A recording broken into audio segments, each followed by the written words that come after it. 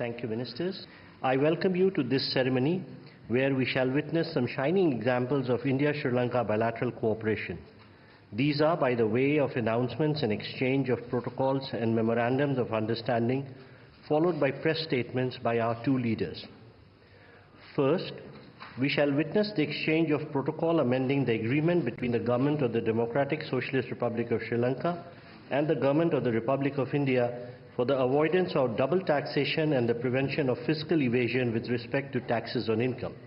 This will be exchanged on the Sri Lankan side by Honorable Vijit Herat, Minister for Foreign Affairs, Foreign Employment and Tourism, and on the Indian side by His Excellency Dr. S. Jaishankar, External Affairs Minister of India.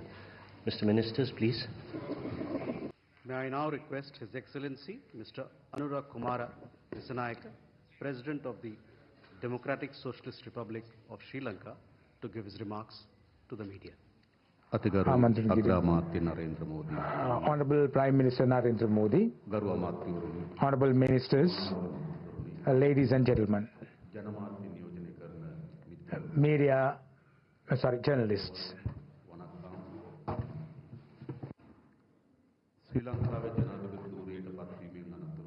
After becoming the President of Sri Lanka, this is my first foreign visit. And I'm so happy that I was able to come to Delhi on my first state visit. I want to thank India for the invitation extended to me, and also for the warm hospitality that was extended to the whole delegation, including myself. I want to thank Honorable Prime Minister Modi and President Murmu for that support and hospitality. This visit paved the way for the cooperation between the two countries to be developed further.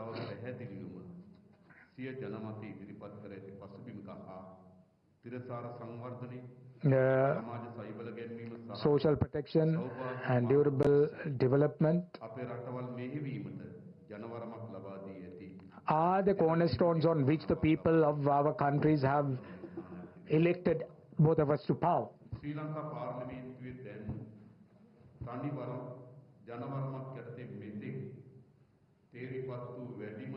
This is the parliament which has the most number of members of parliament from one single party.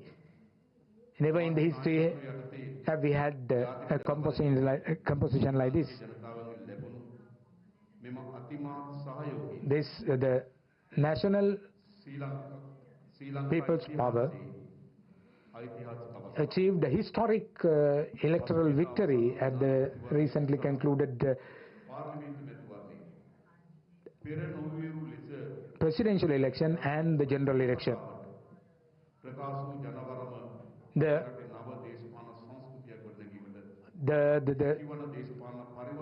message expressed by the people of Sri Lanka paved the way for a new culture to emerge in Sri Lanka. The people in the north, the south, the west and the east, they have all placed their faith in us.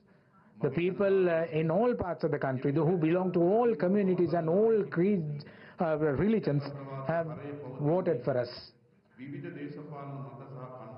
Diversity is a cornerstone of democracy.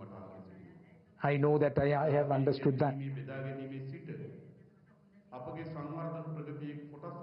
From caring and sharing, we have to be a member of development.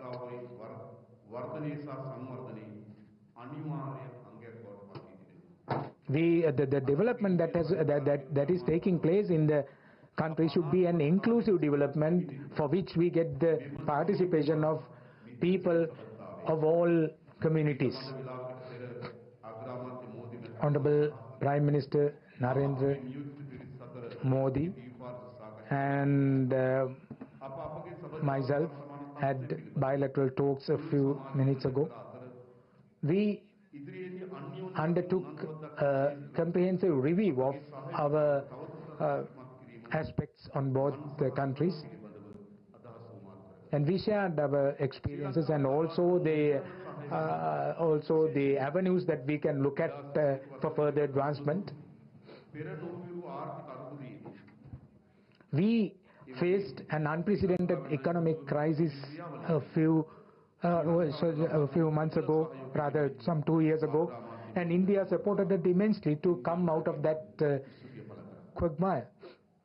And it has also helped us immensely after that, especially in the debt restructuring process.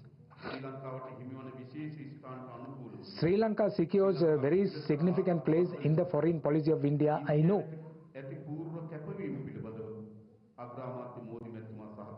And in Honorable Narendra Modi, the Prime Minister of India, assured us full support, and also he assured us that he will always protect the territorial integrity and sovereignty of Sri Lanka.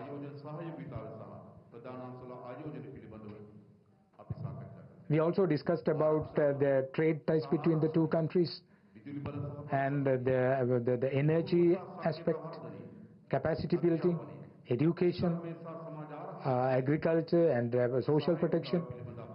The cooperation in these sectors were discussed by both of us.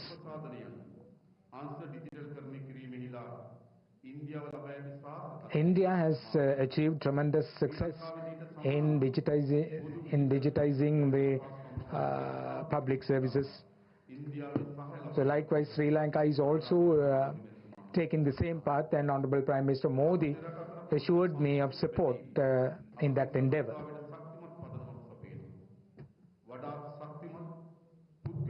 We have strong person-to-person relationships, and I think these the paths that we have chosen for bilateral development will certainly pave the way for more avenues to come up and for more advantages to be accrued to both countries. Sri Lanka, I asked for support from the Prime Minister of India, and he assured me of continued support.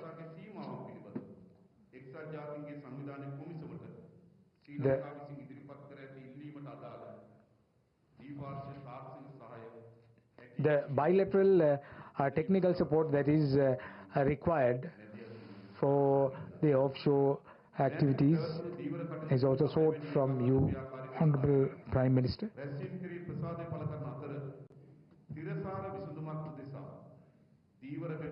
We also want to find a durable and sustainable solution to the fishermen's issue that has become a plague for both countries.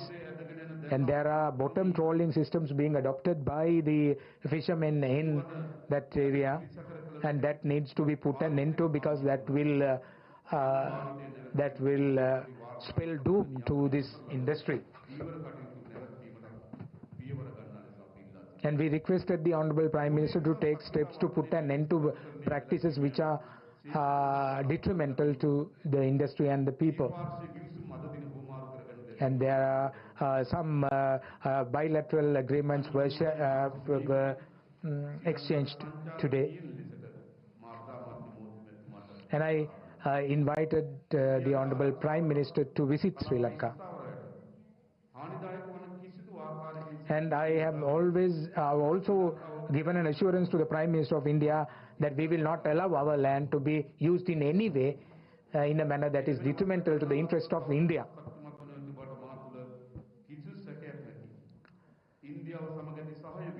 The cooperation of India will certainly flourish, and I want to reassure our continued support for India. Thank you.